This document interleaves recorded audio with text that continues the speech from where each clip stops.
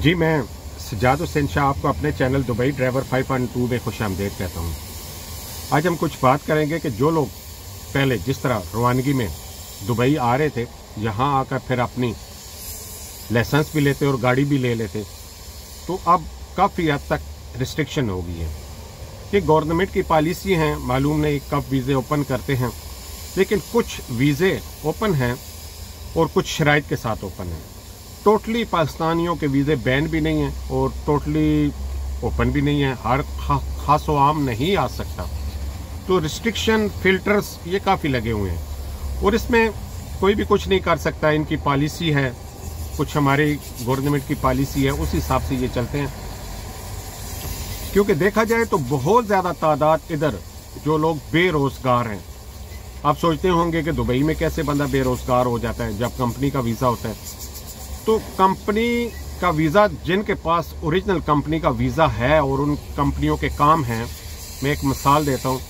कोई logistic company है, कोई वेयर हाउस है, कोई फैक्ट्री है, उसका वीज़ा जब आपको मिलता है तो डेफिनेटली आपको वो काम भी देते हैं, सैलरी भी देते हैं। सैलरियों की कुछ प्रॉब्लम आ सकती है दुबई में, लेकिन काम मिलता रहता है। अगर उनका आज़ाद वीज़ा है और क्योंकि ये बिजनेस बन चुका था इंडियन पाकिस्तानी लोगों का, और कंपनी ओपन की, उसमें मुख्तलिफ वीज़े निकाले, सेल किए, फिर कंपनी बंद होगी, फिर नया लाइसेंस ओपन किया, उस पर वीज़े निकाले। तो लोगों को सिर्फ वीज़े सेल करना उनका काम होता था, जॉब देना उनका काम नहीं होता था। और ये वो कहते थे कि ये हमारी तरफ से ऑफर है जी, हम आपको NOC दे देंगे, हम आपको ये कर देंगे, वो कर देंगे। और एट द एंड बंदा जो है वो परेशान होता रहता था और मुख्तलिफ जगह पे वो धक्के खाता था। और दूसरा, उन्होंने एमनेस्टी स्कीम जो पिछले साल शुरू की, 31 दिसंबर तक रखी, उसमें बहुत ज़्यादा तादाद उन्होंने लीगल की। जो लोग यहाँ पे खली वली हो रहे थे, ओवरस्टे हो रहे थे, मुख्तलिफ केसेस में मुख्तलिफ प्रॉब्लम्स में थे, उन सब को उन्होंने लीगल किया। तो आने वाला टाइम हम कह सकते हैं, कब आएगा ये मालूम नहीं है। शायद 2025 में आए ना आए, लेकिन आएगा ज़रूर। क्योंकि दुबई एक डेवलपिंग से भी हम आगे का लफ्ज़ करें, डेवलप्ड कंट्री है, तो वो मुनासिब होगा। क्योंकि दुनिया का जितना भी बिजनेस है वो यहीं पे दुबई आके होता है, और नई से नई प्रोडक्ट, नई से नई टेक्नोलॉजी वो भी यहीं आके दुबई में इस्तेमाल की जाती है। तो यहाँ पर हर खास व आम बंदे के लिए बिजनेस के मौके रहते हैं। आप कोई भी बिजनेस कर लें, आप अपनी जेब की हैसियत से कर लें।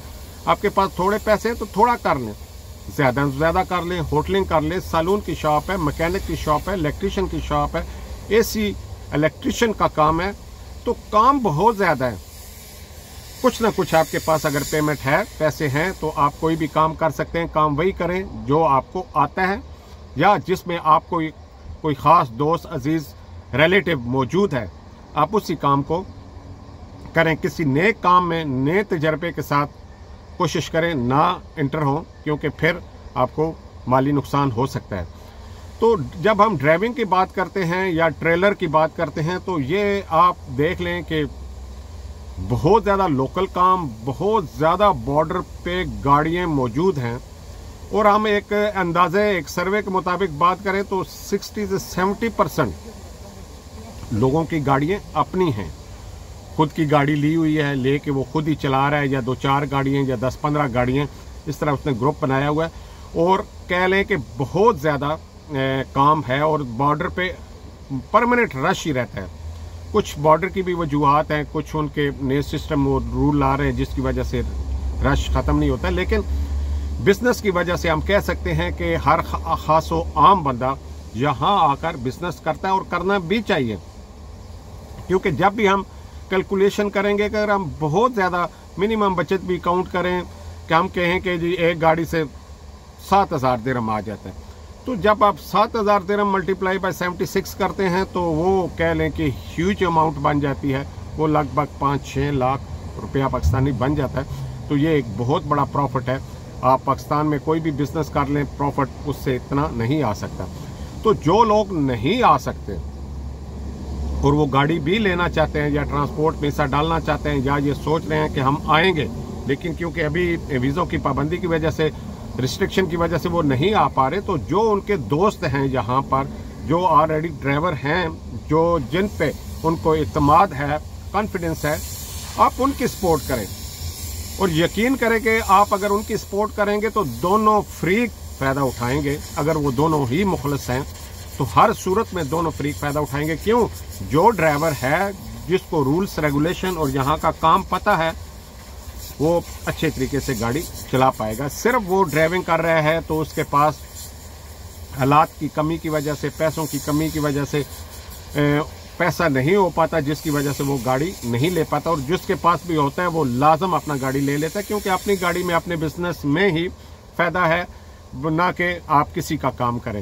تو جو لوگ بھی انٹرسٹڈ ہیں اور نہیں آ پا رہے یا لیٹ ہو رہے ہیں تو میں ان سے یہ ضرور کہوں گا کہ آپ اپنے کسی اعتماد والے دوست کو پیسہ دیں، اسے کہیں کہ آپ گاڑی لو، چلائیں، اور اس میں آپ پروفٹ جتنا بھی آپ پرسنٹیج کے حساب سے اسے شیئر کرنا چاہتے ہیں کر لیں. یہ ایک اچھا آپشن ہے. آنے والے ٹائم میں اگر ویزے اوپن ہوتے ہیں، آپ اسی پیسوں میں سے اپنا ویزا نکلوائیے، لائسنس بنوائیے اور پھر آپ گاڑی پہ خود چلائیے. تو ہمیشہ کی طرح ہماری دعائیں آپ لوگوں کے ساتھ ہیں. ہماری کوشش ہوتی ہے کہ ہم تجربات میں سے کچھ پوائنٹ آپ تک شفٹ کریں.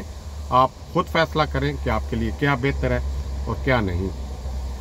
اللہ آپ کو خوش رکھے. دنیا میں جتنے بھی لوگ بے روزگار ہیں، اللہ پاک صاحب کو روزگار دے، اور جو لوگ لائسنس لے رہے ہیں ان کے لیے خصوصی دعا ہے کہ اللہ پاک انہیں کامیاب کریں. ہمیں دے اجازت اس سے اگلی ویڈیو تک. اللہ حافظ.